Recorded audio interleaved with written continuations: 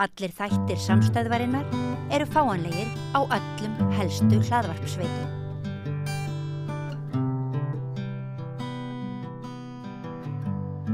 Já, við ætlum að fara aðeins yfir efnahaginn með Ásgeiri Brynjari Þorvarsinni eins og við gerum stundum. Vertu velkominn. Herðu, þú ferð á ýmsar ráðstefnur, frelsar okkur frá því og svo fáum við þig hingað bara til að segja okkur frá.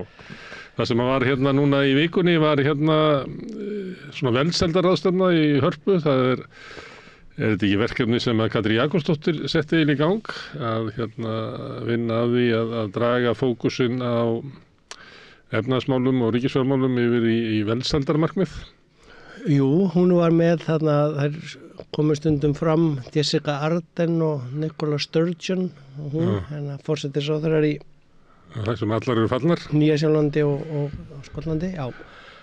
En þetta er svo sem verkefni sem á sér bakgrunn lengra áður. Ég meina það var eftir fjármálahrun talað að verg landsframleiðsla, VFLF eða GDP á ensku, Gross Domestic Product, væri óheppilegu mælikvarði. Þetta er mælikvarði sem segir okkur hvort það sé hagvöxtur eða efnahagssamdráttur. Þetta hefur verið rætt lengi en þessar ráðstefnu sem eru hér, þar sem að kemur eitthvað fólk saman og ræðir þetta, líklega endurnýjar ákvörðun sína það að við ættum að vera með fókusin annar staðar, að það er svona afrakstur af starfi Katrínar. En er eitthvað merki þess að íslensk stjórnvöld hafi breytt stefnu sinni til þess að draga úr áherslu á hagvöxt en auka áhersluna á velsæld? Í tölunum er kannski svolítið erfitt að sjá það. Mér fannst það svolítið, ég veit eiginlega ekki hvaða lýsingar á að nota það. Bjarni Benediktsson fékk afhent hana verðlaun, svona verðlaunagrip fyrir árangur Íslands í þessum málum og en eins og þetta horfði við mér að því ég satt nú í fjármálaráðinu og var að lesa þessar fjármálaáætlanir og þá fór það úr því að vera 2 síður upp í að vera 6 síður, svona umræða í greinargerðinni í byrjun um velsældina og velsældarhagkerfið og mælikvarðana sem væri verið að þróa og þá virtist mér alltaf hann síðan stoppa í fjármálaráðundinu áætlanir Katrínar eða fyrirhugaða með því að maður sá ekki mikið svona útkomur í hinum raunverulegu tölum en nú er þetta kannski ofsnefnt en þá þetta er annað sinn sem þessi ráðstefnu haldið hérna. Ég held nú að hún sé borguð að hluta til af Norrænu ráðherranefndinu og Evrópusambandinu en það og það voru 4 íslenskir ráðherrar sem komu hana og sem 5 dögum og 2 borgarstjórar og það er allavega gott að umræðunum þetta sé en svona ef ég tek alþjóðlega vinklinn Þetta er bara á ráðstöfunum, það er ekkert að sjá neinn merkið þess út í samfélaginu. Nei, og það ráðstöfunum geta náttúrulega orðið bara svona dagvist fyrir opinbera starfsmenn. Já, og versta við það er það koma 4 ráðherrar á tala smá en svo enginn af þeim hlustar. Þeir fara allir á næsta fund og þeir væru kannski þeir sem þyrftu helst að hlusta á það sem er sagt hana. En það er Þannig þeir sem að sitja í salnum og eru að hlusta eru þeir sem eru löngu búin að átta sig á erindinu. Já. Þannig það er verið að messa yfir kórnum. Já, mögulega. Nú gat ég ekki alveg setja hana allan tíma því ég var að koma sumarblaði vísbendingar í prentun, það kemur á föstudaginn. Við getum haft þátt það seinna ferðamálin en það var til dæmis eitt sem ég tók eftir hana var mjög áhugavert að það var svona frá nokkrum borgum í þessum borgarstjórasessjóninni og þá var Cork, Brno í Tjekklandi. Já, og Utrecht í Hollandi. Svona, þetta eru allt borgir á stærð við Reykjavík. Og þú veist, mann bara langaði að flytja til Cork þegar maður sá hvað þeir var að gera. Ég held að ég það sama við þegar borgarstjóri Reykjavík fer til Cork og heldur ræðu um Reykjavík að það langar fólkinu í Cork að flytja Því það verður nú að segjast þessar ráðstefnur þegar fólk er að lýsa eigin verkum að menn ekkert að draga úr sjálfsólinu Nei, þarna var nú frá Reykjavík bara verið samdráttur og unglingadrykkju eitthvað þess en planið í til dæmis Cork vöxtur 120.000 mann sko úr 320 í 450.000 á bara næstu 10 árum og það bara verið að gera neðanjarðarlest og tengja við lestarkerfið yfir í stórborgina kring og hjólabrautir og ný græn hverfi, þú veist, það bara uppbygging á. Og heldur þið að gera þetta? Ég meina, Dagur B. á svona glærusýningar stokkin í Miklubrautinni og alls konar dóttir í, en það bara, og borgarlínuna náttúrulega.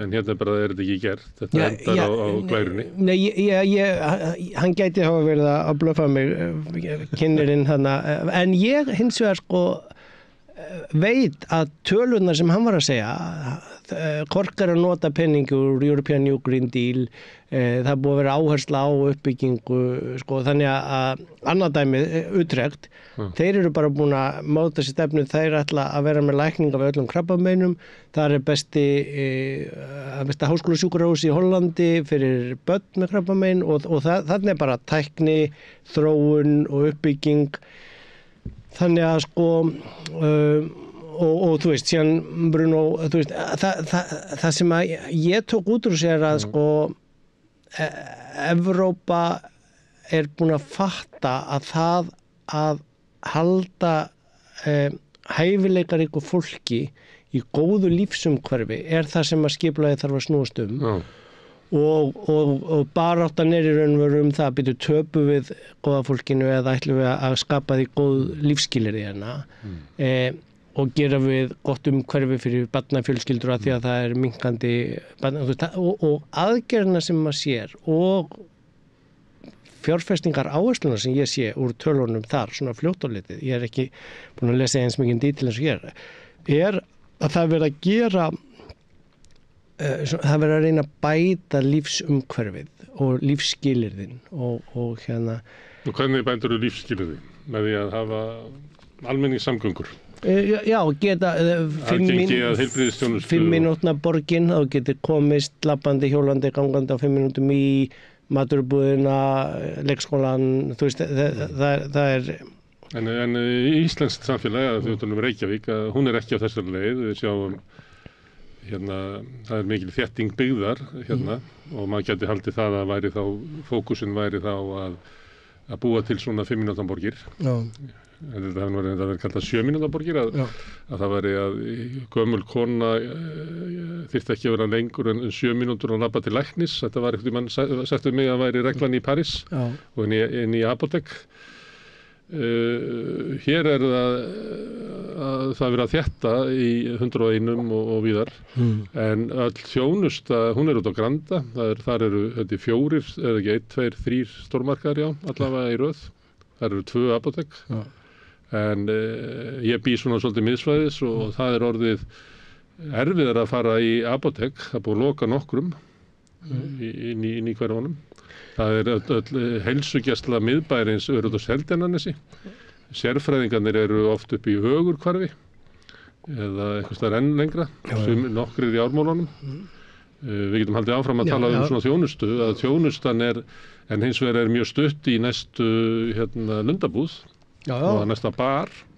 Og 90% íbúðunum eru seldar til einhverja sem er að kaupa íbúðunum 3, 4 eða 5 sem að Þannig að Reykjavík hefur ekki verið á þessari sömu þróun og Brún og Kork og Utrecht. Nei, það verður ekki tekist held ég og það tengist mögulega að hér er þessi ofurtrú á markaðsfundamentalisman sem er leyfist að kalla það út frá Berlínarfundunum sem ég var á. Þannig að apótekari má hafa apótekið þar sem hann vill hafa það. Já, og það má ekki setja sko of strangar reglur af hálfu hins opinberum hvað eigi og þurfi og megi ekki.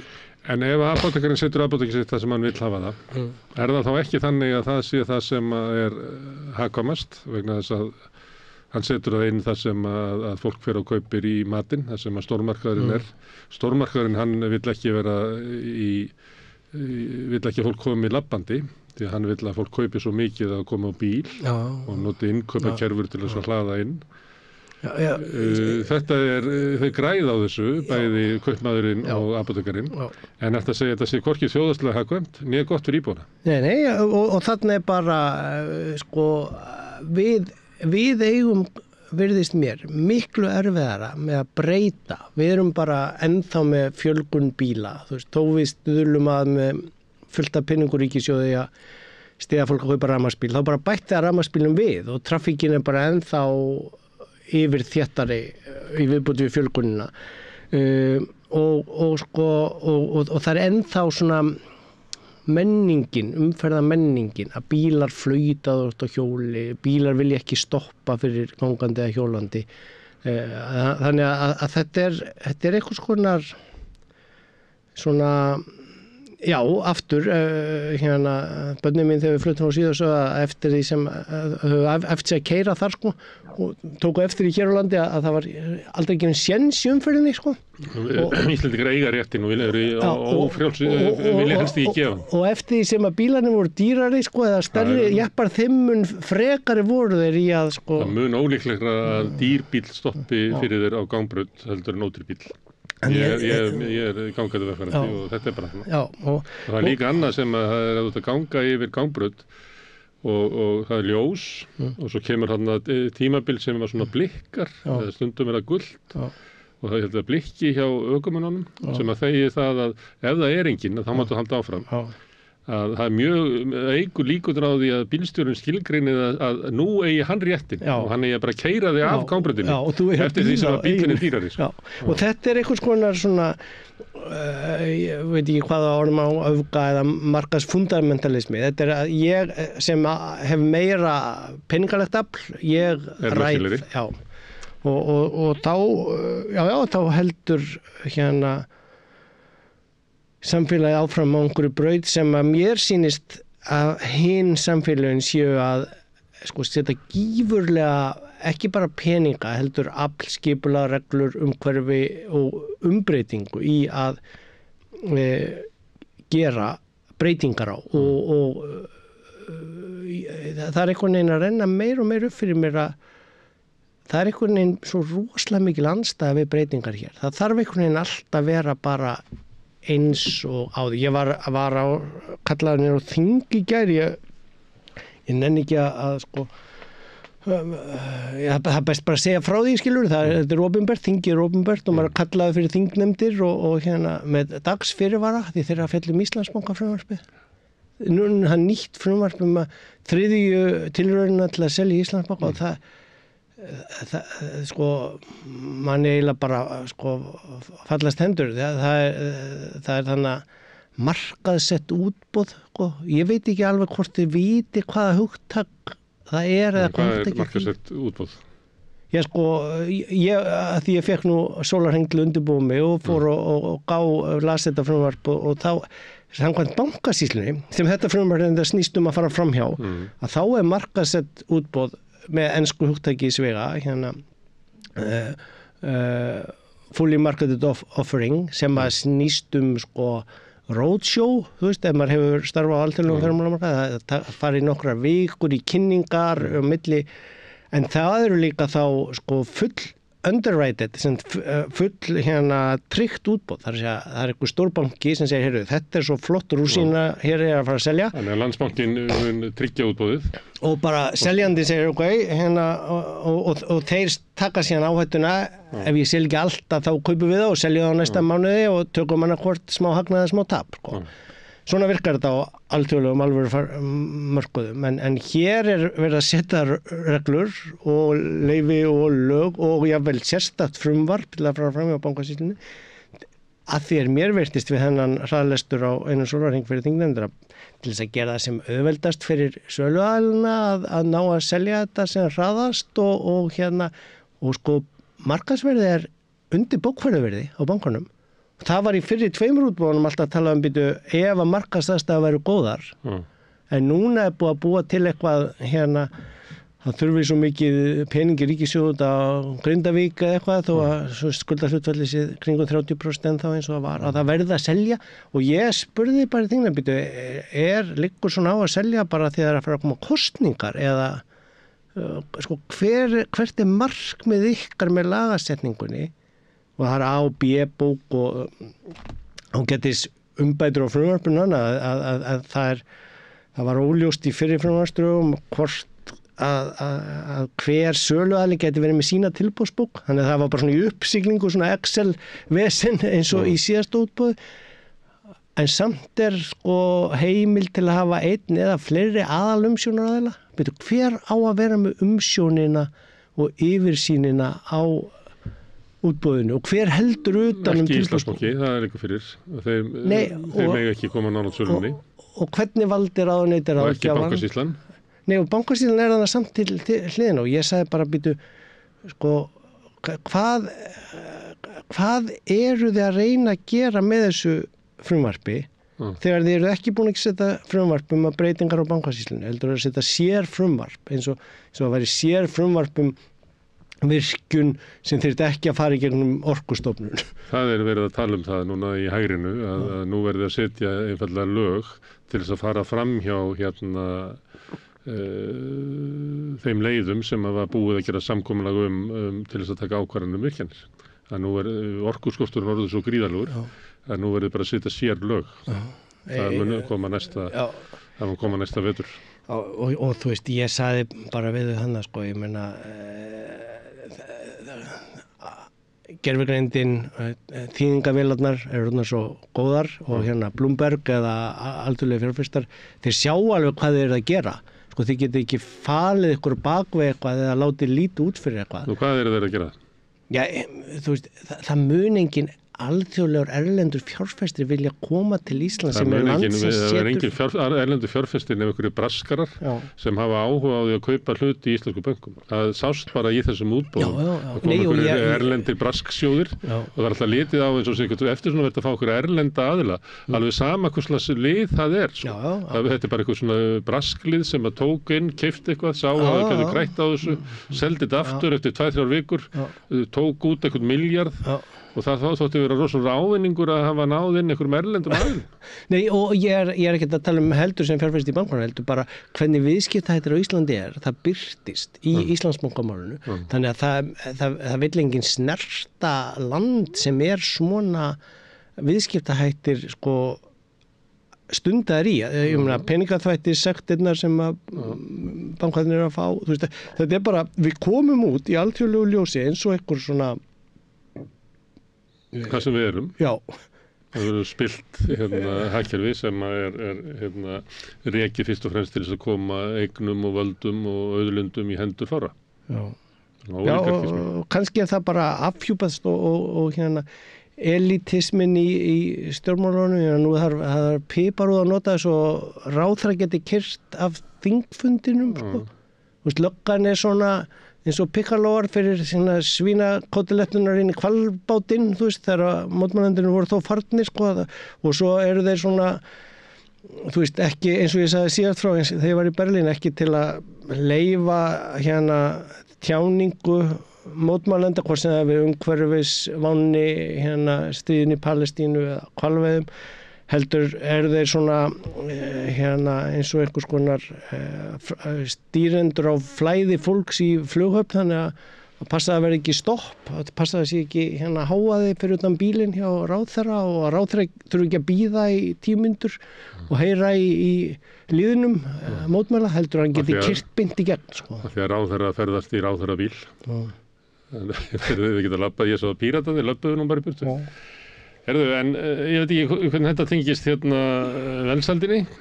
Það er þess að við höldum ráðstefnur velsæld og fáum hingað fólk sem að telur að þetta sé hluti af svona straumkörfunum í bæði hagfræði og hvernig við metum árangur í samfélagi, síðan að mæla eitthvað annað heldur en bara hagvöxtinn.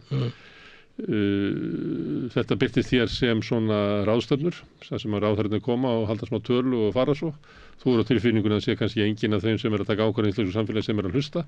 Þannig að þetta er kannski svona tilraun til þess að ná inn einhverjum svona hugmyndastraumum sem eru í gangi í Evrópu og víða heiminn.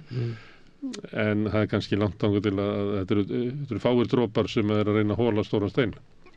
Já, sko, ég hitti hana gamlan vin síðan úr svona New Economic Thinking netverkinu sem ég var í sem nemi fyrir 12 árum og hann er búinn að koma á fót hugveitu í Kaupmannahöfn með, 6 starfsmönnum, eru með styrki úr 3 sjóðum og eru að byggja upp norrænan þá netverk hugveitna sem eru að vinna að innleiðingu velsældarhagkerfisins á öllum Norðurlöndunum og norski kolleginn hann var mjög áhugasamur og svo var eitt frá Svíþjóð þannig að þetta var alveg skemmtilegt svona eins og þegar maður fer út til útlanda að hitta svona gamla vini en það bara engin hugveita á Íslandi eða Reykjavík. Já, viðskiptaráð. Og hérna það hugveita. Og ég myndi vilja reyna að stofna hugveitu, þú skilur, hvað er þetta að sækjum styrki til að koma á hérna, bara 2 manna skrifstofu, ekki 6 manna til að vinna í þessum málum. En þú veist það er ýmis góðmerki líka, ég meina Alþjóðaheilbrigðisstofnunin er að leggja áherslu á þessi velsæld, það er ekki komin stöðluð mæling í heiminum, þannig að það er verið að prófa alls konar, það er gott að við séum allavega með augun á því, vonandi síast eitthvað inn hjá ráðherrunum sem síast oft inn þegar ráðherrarnir fara á erlenda fundi og þá taka með sér heim, við sjáum þetta nú er allir að kaupa vopn fyrir Úkraínu og þá koma ráðherrarnir heim og vilja líka vera eins og hinir og kaupa vopn, þannig að mögulega fara ráðherrarnir á svona ráðstofnur og koma svo tilbaka og vilja gera eins og hinir, að vera með fókusin á okkur öðru heldur en bara hagvexti, heldur líka velsæld íbúana. Já, en sko ef menn myndu nú vilja vera svolítið Kvennabaráttan kom hingað svona í kringu 1960 fyrir rauðsökurnar að þá var það mikið til vegna þess að það var búið að setja markmiðum sömu laun fyrir sömu vinnu bara í alþjóðlegum stofnunum á þess að hafi verið nokkur umræða ráði á Íslandi það og það kom að sömuleyti svona ofan eins og við getum sagt þannig það er möguleiki að eitthvað að þessu hríslist inn að ofan en við erum ekkert ofbjassín hérna við rauðaborðið að það til dæmis hefur ekki ennþá borist þessu tíðindi að nýfrjálsíkja sett á inn. Við verðum að vona það besta en ég veit ekki sko tölurnar hér ef ég tek annan út úr tengslu við þetta ég meina nú það er efnaðarsamdráttur upp á 4%. Á fyrsta út af loðnankvarf. Og ferðamannafjöldin er að fara niður. Það er ekki komið fram í þeim tölum, það má búast við að það komið fram núna í öðrum og 3. ársfjórðungi. Og svo komum við með hvalveiði frumvarp sem lætur ferðamannatöluna að fara enn meira. Nú er þetta að sjá samhengi þar á milli. Já, hann var í fréttunum í gær bara formaður samtaka ferðamannastofnunar. Já, hringt og spurt, þú veist aldrei hver það er sem að hringir, það getur verið sá sem er að búa til þrýstingin. En ég held að sé ekki með sanginni hægt að segja að hvalveiðar hafi dregið úr ferðamannastraum til Íslands því að ferðamannastraumurinn hefur vaxið. Sömu fyrst á of mikið þannig að kannski er það bara gott að hvalveiðarnar dragi aðeins úr ferðamannastraumurinn. Ég skal koma í sérþáttum ferðamannamálum þegar sumarblaðið verður koma út en punktun er samt þessi, þú veist, Eyjafjallaelgosið dró til okkar fullt af ferðamönnum mjög líklega. Það er ekki víst að Reykjaneseldarnir sé að draga til okkar fullt af ferðamönnum þó að það hafi dragið eitthvað svona hóp sem vildi sjá eldgos þegar það er búin að vera fréttir rýmingu Grindavíkur að það sé nú aftur eldgos þetta sé, þú veist þannig að við skulum bara þar eru svona... Það dettur út Bláalónið sem er aðdráttarafl og líka fyrir þá sem eru í svona stopover að það var eiginlega algengast að ef að þau stoppuðu eitthvað á Íslandi þá var það bara túr í Bláalónið. Já, en hvernig svo sem það fer að þá er efnast ástandið hér þannig, svolítið einstakt með við það sem er að gerast út í heimi. Það er að vera umræða núna kom minni verðbólga, meiri atvinnu, störfi í Bandaríkjunum, tala að vextinni fari mögulega að lækka þar, Bretland og evróski var að gera, þú veist þannig að þar er öll umræðanum nú er verðbólgan búin, þetta er að fara niður, hvenær verða lækkanar hver hratt og vel.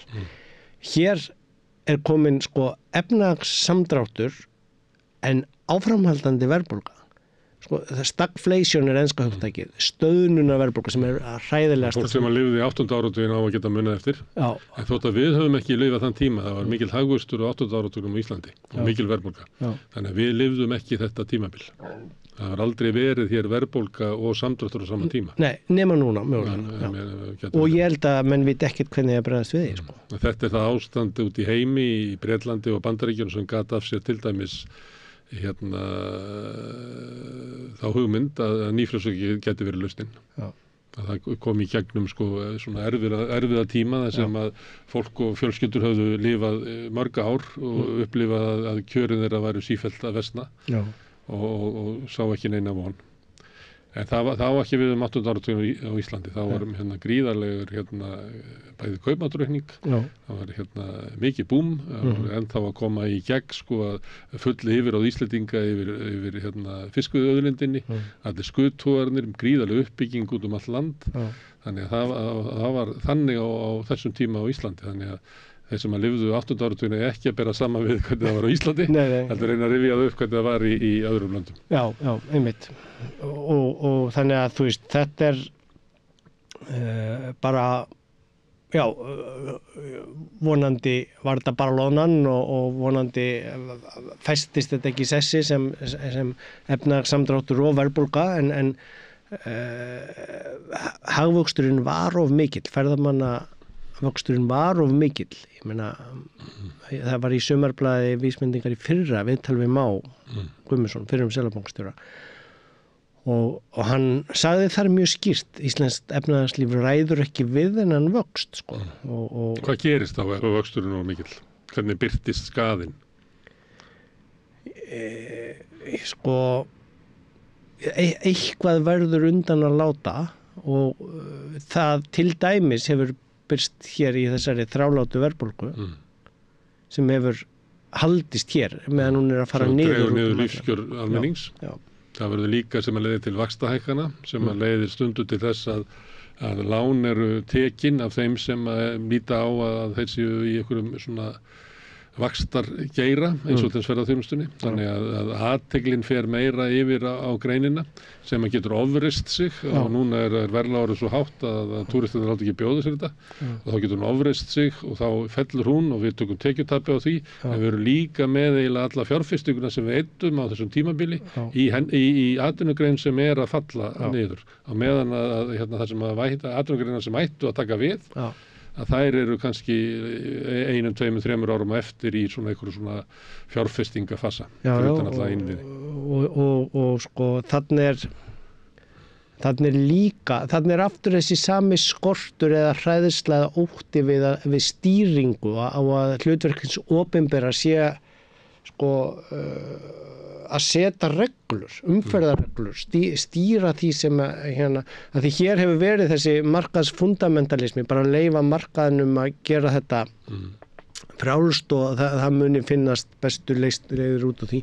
Og þú veist, ef það er bara fleiri og fleiri ferðamenn, því það skapar hagvöxt, og hagvöxtur er góður í gegnum COVID og gegnum efnahagssamdráttin eftir bankahrun og núna gegnum þú veist, að þá þú veist, hvað ætlum við að hafa bara rútubílastæði á 4 hæðum við Gullfoss, þú veist, og bara auðvitað hætta ferðamenn að koma, þeir eru okkur færibandi þar, þú veist, og það er sko, það voru notuð tækifæri í COVID á ýmsum stöðum til að endurskilgreina, þú veist, verksmiðjurnar sem voru lokaðar, máluðu gólfið skipt út vélum sem voru orðnar lélegar, eða þú veist, ég held að einhver ferðaþjónustufyrirtæki hér örugglega, þú veist, ef við komum í Friðheima, Tómbata, þú veist, það er allskyns hægt að gera ef maður er sko að fara í gegnum eins og COVID var og er að koma svo út sterkari, og við erum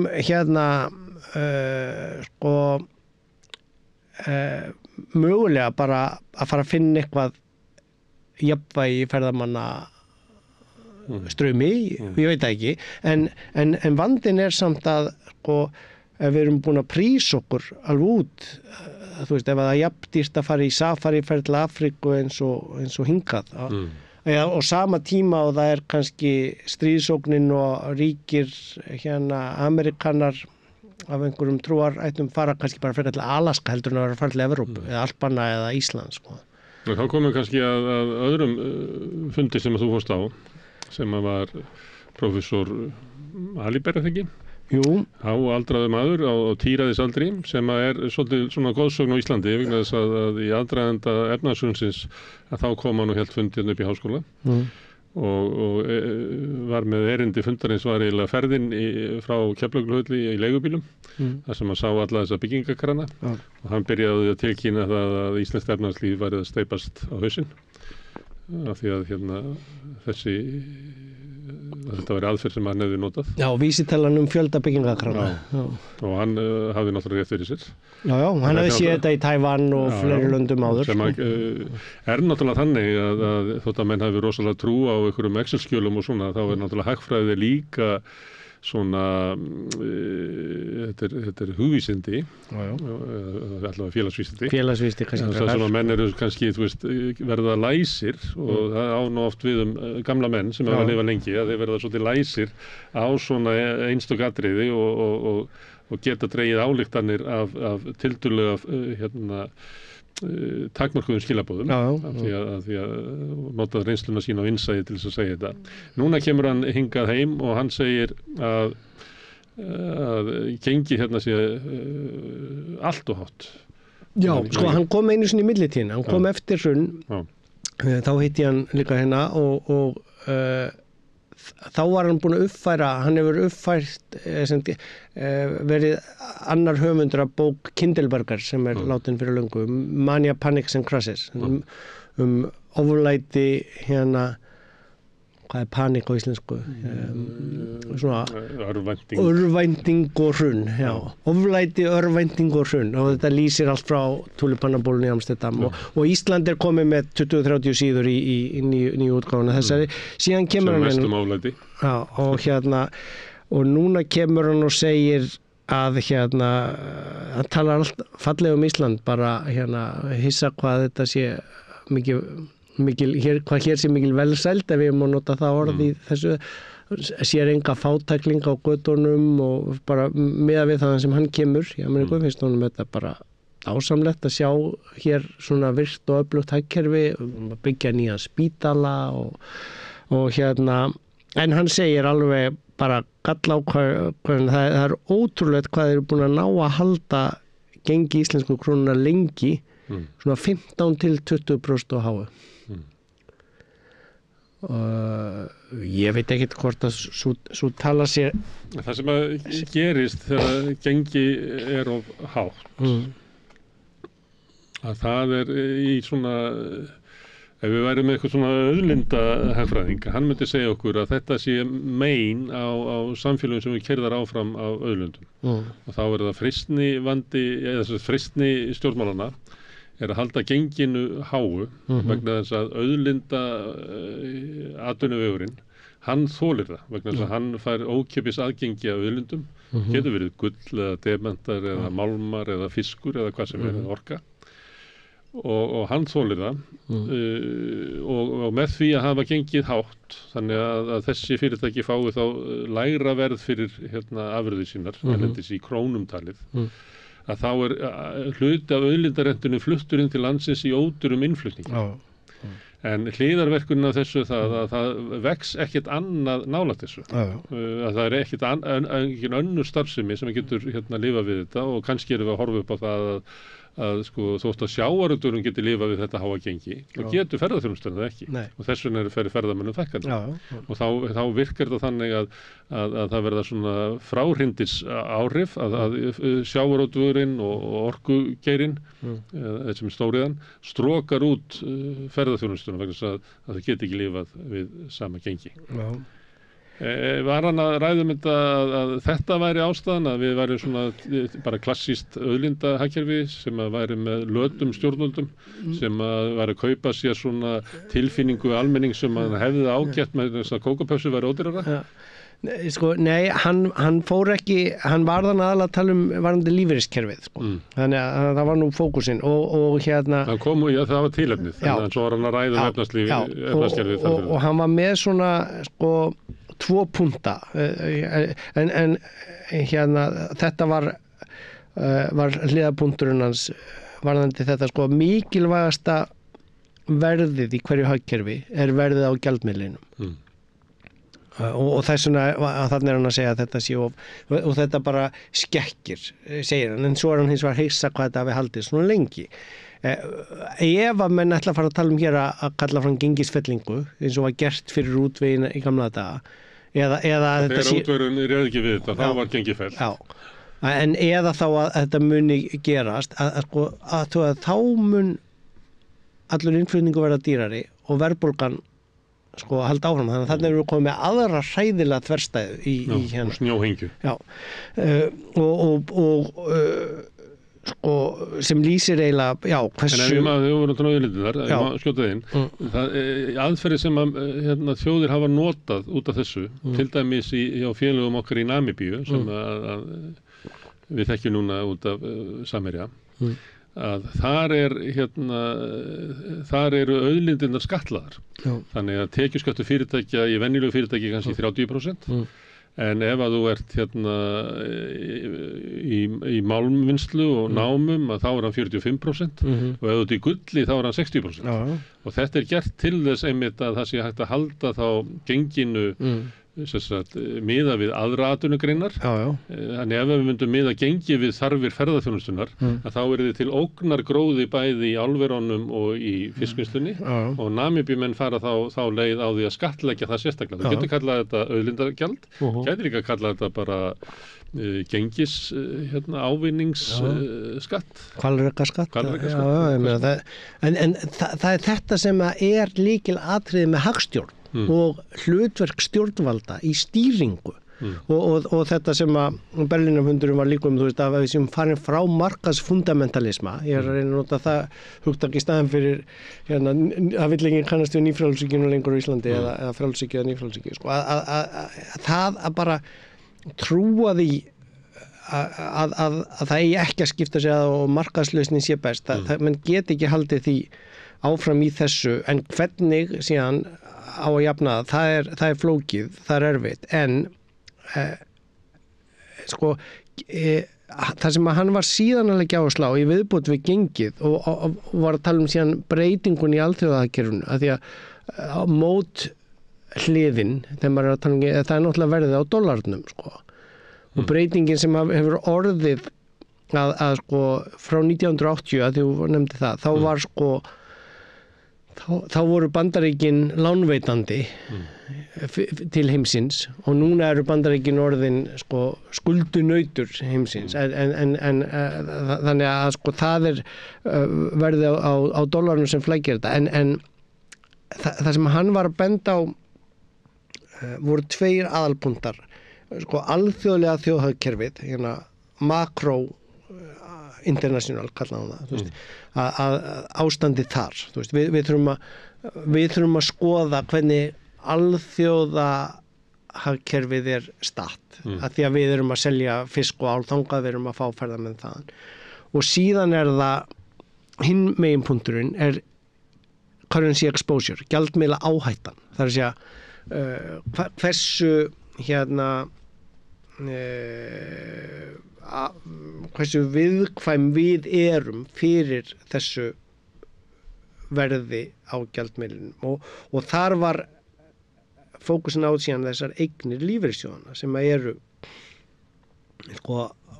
á stærð við landsframleiðsluna og að þær eru að hálfu leyti í erlendum eignum og hann var í raun og veru bara að benda á hennan áhugaverða punkt, mikilvæga punkt að skoða, ekki bara að skoða svona mikið eignum lífeyrissjóðan eru hér innanlands og svona mikið eru erlendis.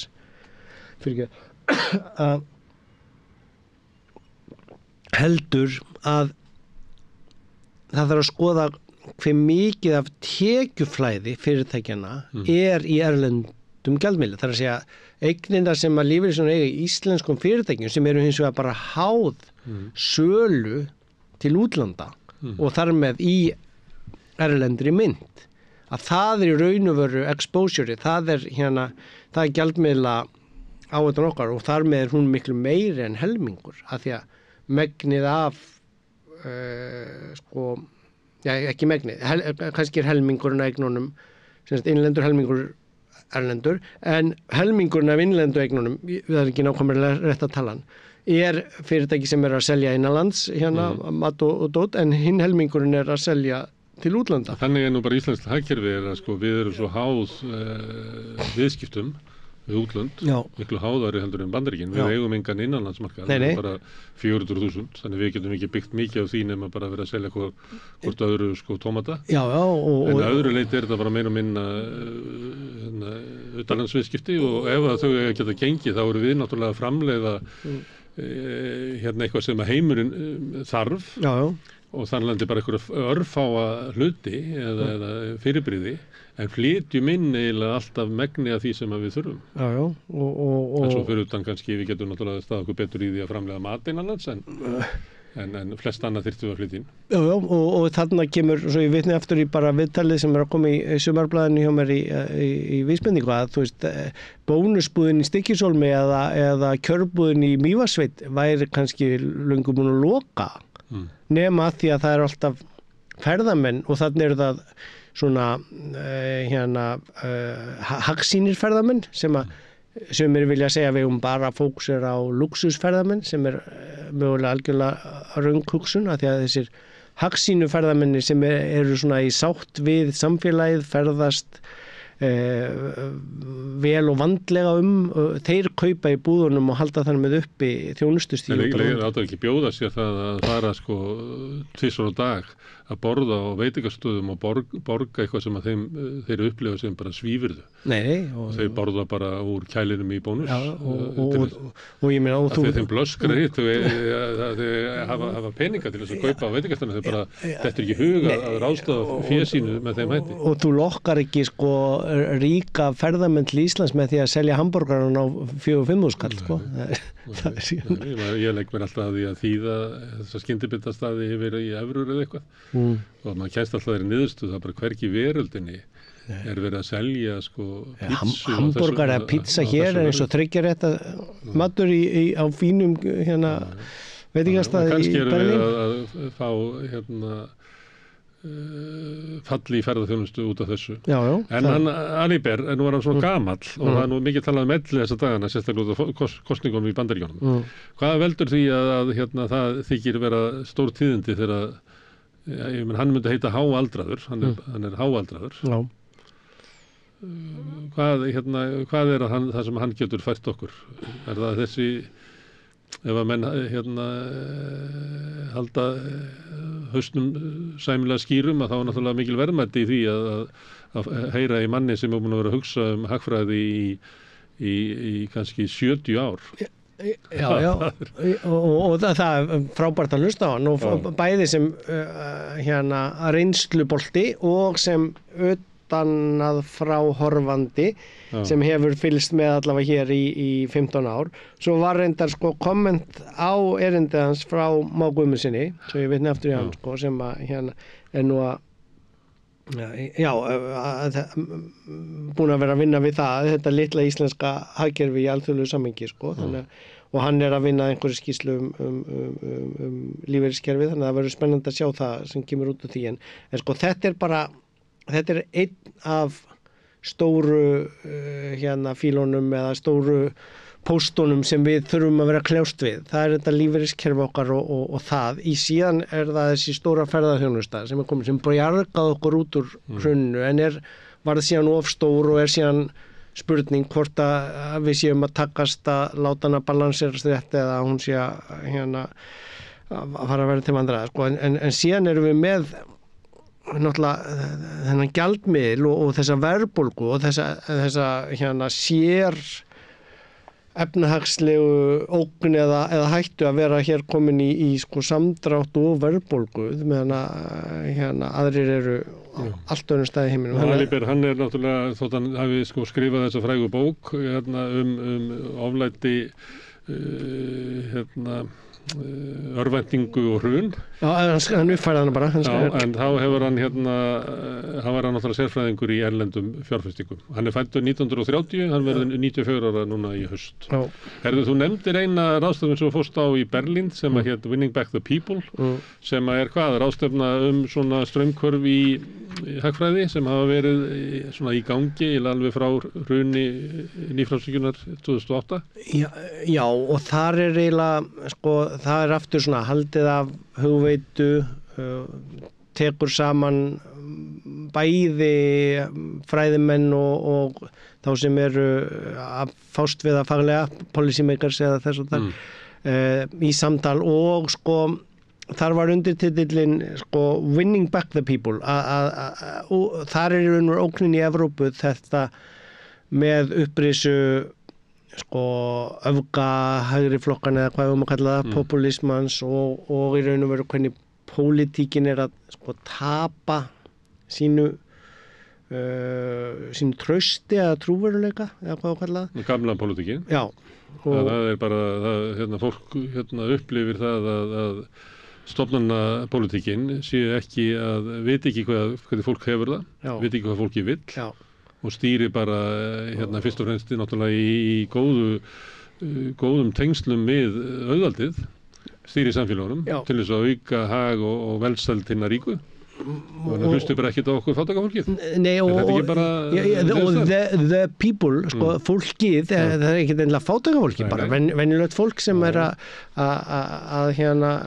vinna og borga lán og kaupi matinn, sko, og þarna við náttúrulega síðan, ég var þannig búin að hafa Evrópukosningarnar og þú veist, sjá pólitíkina í Þýskalandi og Frakklandi sérstaklega svona, og síðan fullt á öðrum Evrópulöndum, sko, þannig að í samhengi við síðan sko áskorunar af hernaðinum og loftslagsvonni að þá bara svona risa efnahagsverkefni framundan og ég var að svo sem taka jákvæðu dæmin úr þessum borgum sem að hafa verið að nýta sér evrópska nýja græna sáttmálan og eftir COVID uppbyggingar seglu fjárfestingarnar, þú veist, þannig að og það verðt að hafa það í huga að þegar að vera að horfa yfir pólitíkina í Evrópu og hvernig brugðist við svona þeim vanda sem að samfélagin standa frammi fyrir.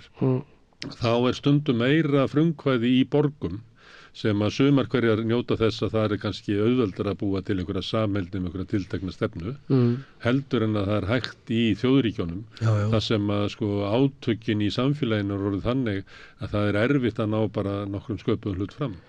Og sko við erum að sjá held ég líka birtast, bara kannski án sem ég vilja fara að tala aftur forsetakosningarnar en þú veist, það sem við vorum að ræða hérna þegar ég var síðast hjá þér, sko, ég meina, það einhvers svona elitismi í pólitíkinni, þú veist, og við sjáum þetta bara í gær líka og svona, að fólki einhvern veginn svona til trafala, til vesen og sjáuð ekki að hér jöfnuður og bara gott að búa, það var aldrei verið meiri hagvöxtur en það einhvern veginn sko út í Evrópu tala aðþrengda miðjan en hér eins og ég var að lýsa síðast bara búið að fletja niður kurvuna og það bara svona stækka hópana neðst og efst sem að komast bara oft til útlanda og eru bara ánað og klappa upp sína stjórnmálamenn þessi eineltis eða svona búlíismin það að segja við erum bara með okkar vinum og þið hinn óvitarnir ykkar eins og Og það heyra það svolítið eftir kosningarnar að svona hörðustu stuðningsmönnum Katrínar sem að Vest létu á Facebook að almenningur hafði eiginlega eyðilagt kosningarnar því að kjósa ekki rétt þið að hlýða okkur hvernig en ég held að því að alla kannanir hafa síðan sýnt að svona hugmyndina að þetta hefði verið eitthvað svindl að það hefði allir kosið eiginlega með óbragð í munninum ekkert að þessu stend núna síðast var prósentabirta könnunum afstöðu fólk á kjörstað og hvenær það tók ákvörðun og hvort það var að kjósa þann sem að helst vildi sem forst og annað slíkt að jáfnvel þóttu tækir í burtu þá sem að kusu taktíst að þá hefði Halla unnið Katrínu. Bara Katrín var ekki nógu góður frambjóðandi. Þú veist, hún hafði ekki góður þá menna ég bara hún hafði ekki þann styrk að komast herra en þetta 25%. Já, og það kannski þessi 25% sem eru þannig efri elitu stjettinni meðan að það 75% miðjan 50% sem eru þannig bara núna komin niður í og svo það þannig stækkandi neðsti hópurinn. En sem að ég kallaði fátæka fólki, en þú vilti taka harm frá 25 upp í 75.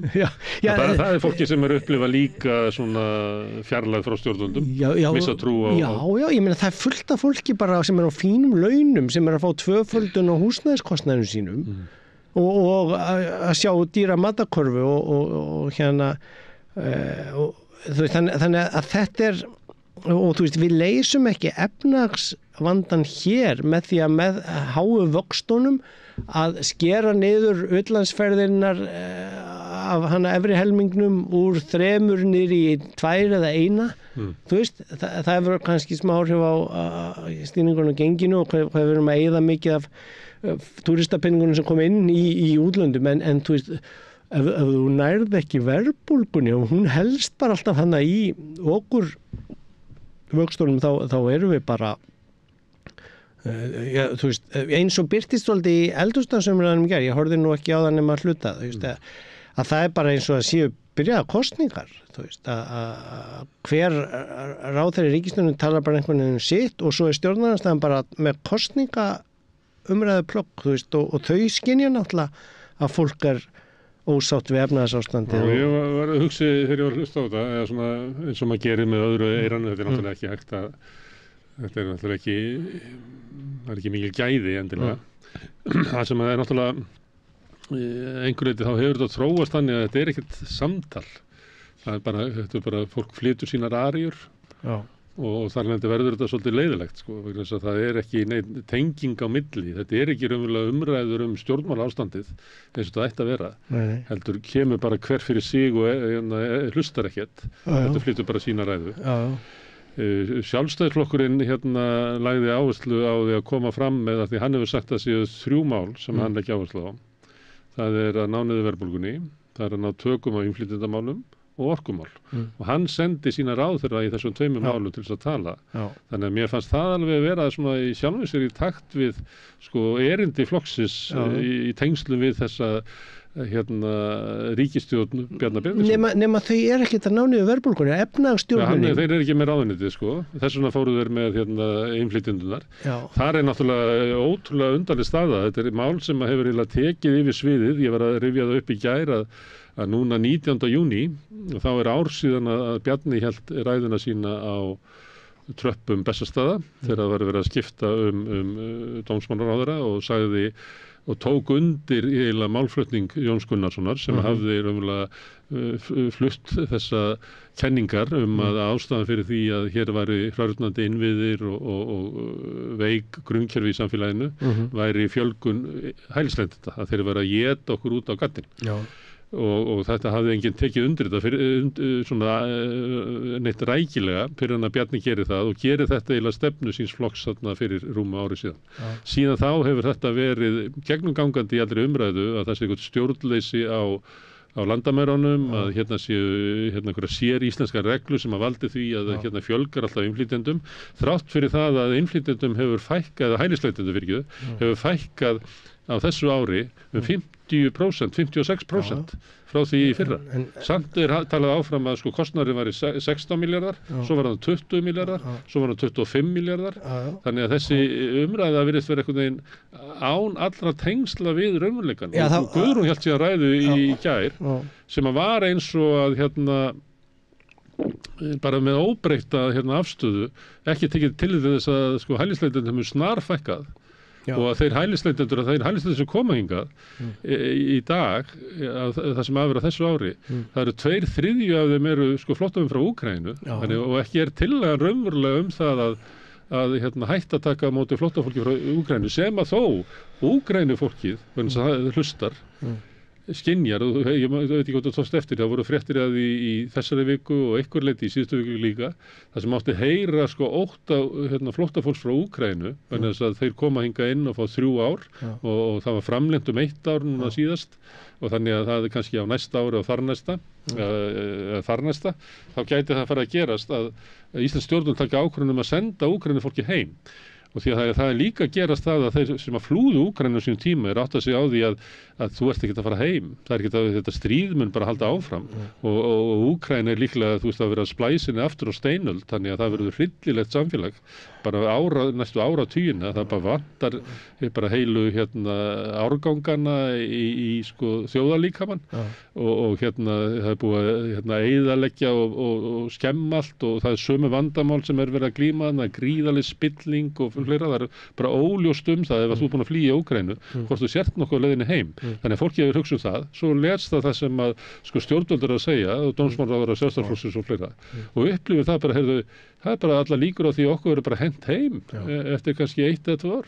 Já, og þetta hvað við segja, almanna tengslalega séð á þess að ég kunni það mikið, voða snjallt því þarna var búið til stríðið fyrir Ísland og á meðan eru við líka með stýrivexti eins og í Hvíta-Rússlandi, Belarús, Rússlandi, Úkraínu og reynda Tyrklandi.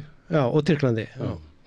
Við erum í þessum hópum með vaxtastigið, af því það er bara eftir þessa 10 ára veru núverandi forsætisráðherra í fjármálaráðuneytinu er efnahagsástandi í landinu þannig að það er bara sko enginn sem ég sé með sín tæki tól tillögur hvernig á að takast á við þetta heldur er bara markaðsfundamentalismi að heildsælunni verða að fá að hækka við sömdum reyndar í 4 áru 3% launahækkun en það er samt 6% verðbólga og engi spáir því að hún muni lækka neinn ráði, það er engi sem spáir því að stýrivextinu muni lækka á þessu ári, ég hef ekki heyrt það og var það að tala um markaðsfundamentalisman þá Ræða Guðlaugs Þórs, hún var einmitt dæmi þetta það sem að er dregin upp hugmyndum orkuskort almennan orkuskort út af orkuskiptum og til lengri tíma og þá er það gert að þá þurfum við að fara að virkja og þurfum eiginlega að opna alla gáttir meðal annars að setja kannski sérlög til þess að hleypa virkjunum í gegn framjá því ferli sem áður hafði verið samþykkt.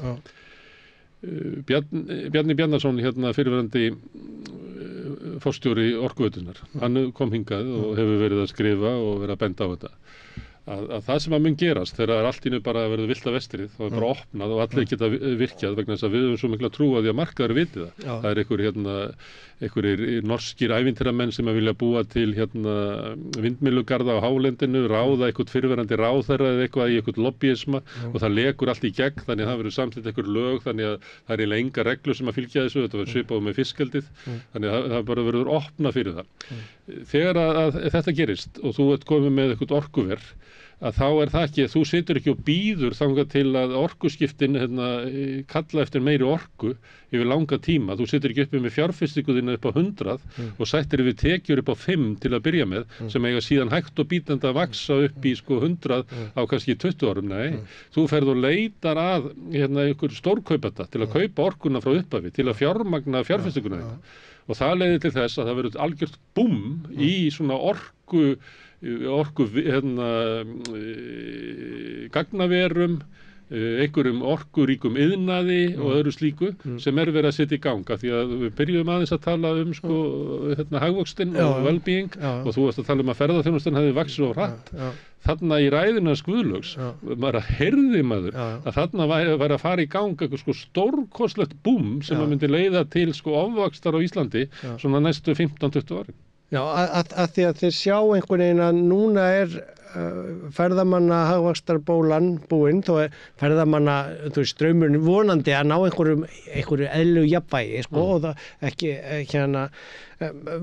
ómögulegt að vita, þetta er eins og með en allavega að það er ekki hægt að stóla og bara hagvöxt út af því og menn hafa mist af tækifærinu til að nýta þann og þá er bara eina tæki í skúfunni, hugmyndaaukin í hinu kapitalísku flokkum er ekki meira en það að förum bara í blöndu eins og síðast og við þurfum bara nýtt og þetta er svo í svo mikill andstöðu við þetta sem ég er að lýsa, þessar strauma út í Evrópu, þessar breytingar og það sem er verið að gera í að byggja upp og þetta er svo einhvern veginn sorglegt að horfa upp á þetta, að það sé ekki neitt svona sköpunarkraftur eða sko umbreytingar hugsun heldur bara, já, fyrst að ferðamannahagvaxtabólun búin þá þurfum við að fá bara svona virkjanabólu aftur eins og við fengum í Kárahnjúkum og hérna að það muni leysa okkur út úr efnaðarsamdrættinu. Og við erum ekki búin að býta úr með ferðamannabóluna því að ef hún er að draga saman bara 10% þess ári og þá mun það náttúrulega hafa áhrif á marga sem að voru að fjárfesta í uppbyggingu hótela og eitthvað fleira hérna. Það eru leiðlegri nýting og eitthvað fleira getur haft mjög neikvæð áhrif á Ísland hagkerfi. En það sem er kannski hættulegast er að uppbyggingi var náttúrulega keyrð áfram á annars vegar vexti Icelandair sem að viðskiptamódeli er bara það að fjölga leiðum hinga og draga hinga fleira fólk og svo Play. Bæði þessi flugfélög í stórkostlegu vanda, það má sjá það bara hvernig markaðurinn metur verðmætið þeirra á hlutabréfamarkaði. Þau eru bæði, Icelandair er komið fyrir neðan útboðið sem að var í COVID. Það er metið lægra heldur en það var þá. Þú veist, metið lægra heldur flugfélag þar sem maður mátt ekki fljúga. Nei, þú veist, hvers virði er Icelandair í dag og svo Play er náttúrulega bara nose diving. Og þannig að það eru mikla líkur á því að annarkvort þessara flugfélaga lendi í einhverjum sko stórkostlegum skakkaföllum.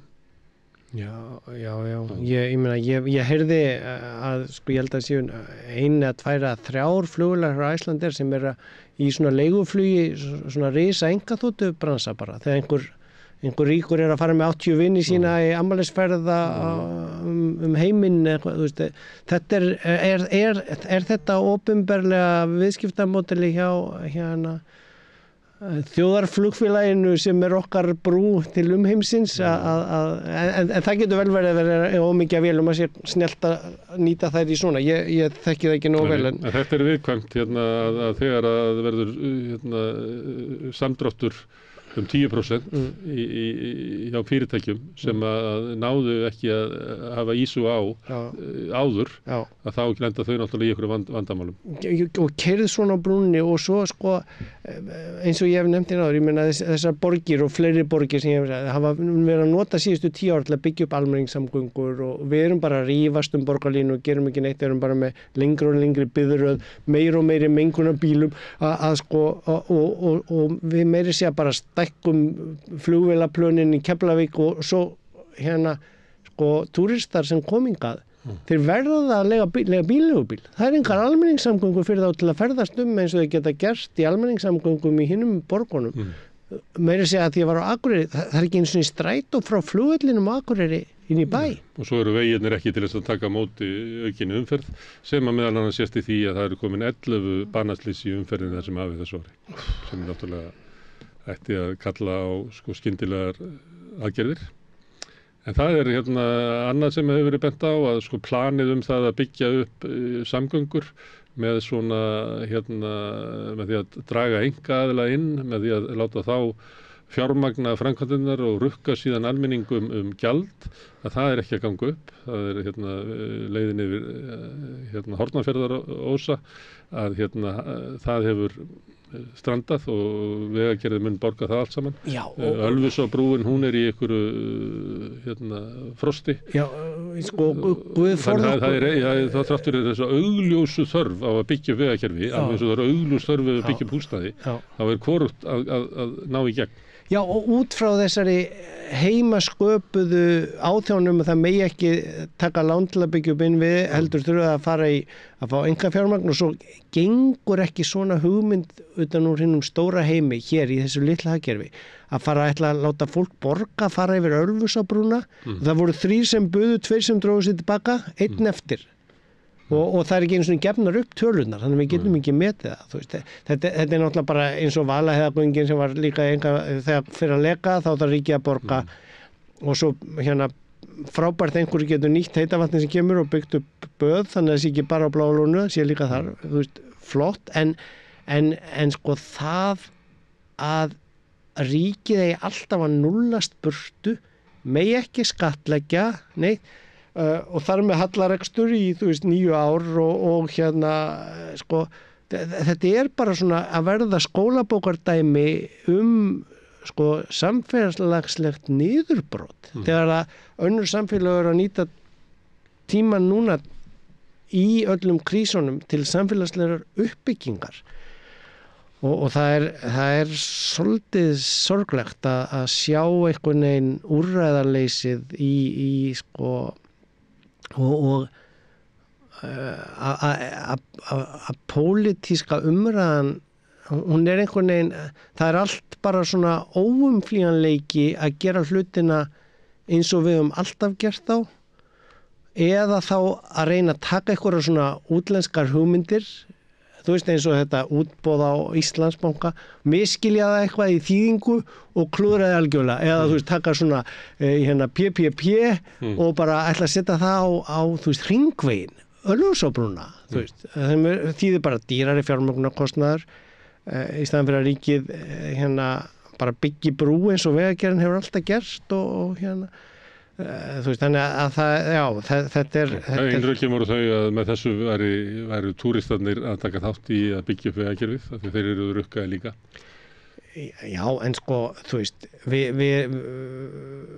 getum Í Sviss er þetta gert mjög einfalt að ef þú ætlar að keyra í Sviss þá þarf það að kaupa sko vegagjald og sem dugar í heilt ár. Já, og ég meina, þú veist, þeir föttuðu að bílar eru sparnirnar að kom minna út úr kílómetragjaldinu. Það verðist enginn upp í fjármálaráðuneyti hafa fattað það, sko.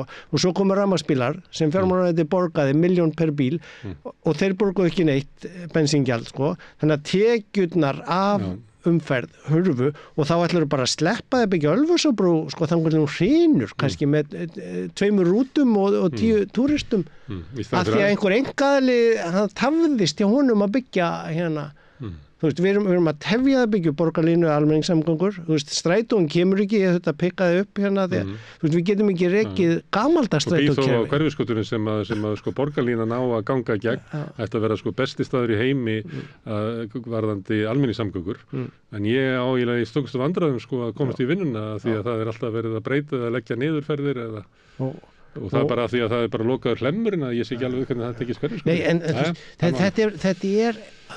þetta er einhvern veginn algjört sko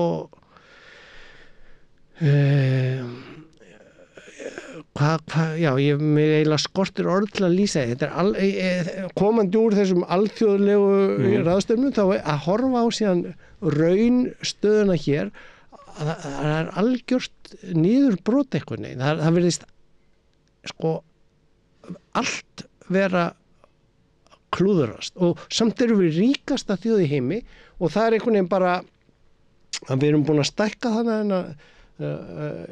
elítuna eða má kalla það og stækka hann úr 10% upp í 20-25% og sá fjórðungur bara skilur ekkert að hér er fín og þú veist meðaltali verður fínt ef þú bara ítir fleirum niður í neðsta hópinn sem við kalla það og svo aðeins búin að tvöfalda hana efsta hópinn og breytir ekki skattlagningu neitt að þá er meðaltölum fín og enginn skilur þannig í kringum rúfærð að vera eins og svona almanna tengla stofa bara fyrir þessi 20%. Það er eitt sem að því út að tala um þetta með meðaltalið því að stundum verið að tala um skuldir heimilana. Annars vegar það sem hefur verið gert frá hruni er að fátækasta fólkinu hefur verið meinað að skulda, þannig að má ekki skulda. Þannig það dettur út sem skuldaði hlutfallslega mest. Síðan hafa verið stórkostlega efnahagsaðgerð að láta þá svona betur settu þeir fá að nota sko séreignarsparnaðinn sinn til þess að greiða niður skuldir sínar sem er eiginlega stærsta aðgerðin sem hefur verið gerð til þess að bæta kjör almennings en það hefur farið því betur sem þú settur því meiri ávinning færðu. Þannig það hefur verið kerfislega verið með aðgerðir til þess að lækka skuldir heimilana, meðalskuldirnar án þess að bæta stöðu heimilana. Af því að sko hérna lagasettur eru veikar staðnir, þeir sem eru í miðjunni eru ekkert betur settir, en þeir sem eru sko betur settir eru miklu betur settir. Því að það var akkur það sem varst að lýsa. Og skilji ekki, og það er jafnvel sko bara síðan, þú veist, prófessorar og svona upp í og velstæðir eldri borgarar skilur bara eru bara í fínum málum hana og þetta þetta held ég að sé að búa til skautun hér, meðan að sko skautunin út í heimi eða umpólun eða hvað maður kalla, að það bara, það skilji ekki hérna, það er fínn hagvöxtur, það er búið að vera miklar kjarabætur, þú veist, allt rétt meðaltöl út frá tölum, en svo þekkja þau enga sjálfstæða foreldrar sem eru að borga leigu og hérna bara tvöfalda matarkostnaðinn og hafa ekki farið í sumafrí til útlanda í 3 ár og þú veist og þau telja sig bara vera að taka á samdrættinu með því að fara ekki 4 sinnum til útlanda heldur 3 og bara Þetta afhjúpaði svolítið í kostakostingunum í umræðinni svona síðustu 10 dagana elítur og ekki elítur. Þá kom í ljós sko að elítan, hún veit ekki hvað elíta er. Já, þannig að þetta er svona, já, mín stöðugreining á efnahagsástandinu út frá að hafa verið á 2 alþjóðlegum ráðstöfnum og einni alþjóðlegri heimsókn á Íslandi. Herðu, takk fyrir að koma hingað og spjalla við okkur efnahaginn. Takk. Men ég sitt hérna áfram og reyni að skilja samfélagið sem við lifum í og kannski okkur sjálf í leiðinni. Næsti kafli eftir augnablik. Hvernig getur við réttlætt að 60% eflingarfólks eigi erfitt með að ná endum saman? Efling stéttarfélag. Barátta fyrir betra lífi. Þarftan að tala borgarfulltrúa. Borgarfulltrúar Sósíalistaflokksins eru með viðtalstíma alla mánudaga klukkan 13:30 til 14:30. Það þarf ekkert að bóka tíma, endilega kíkja við í Bólholt 6, 105 Reykjavík.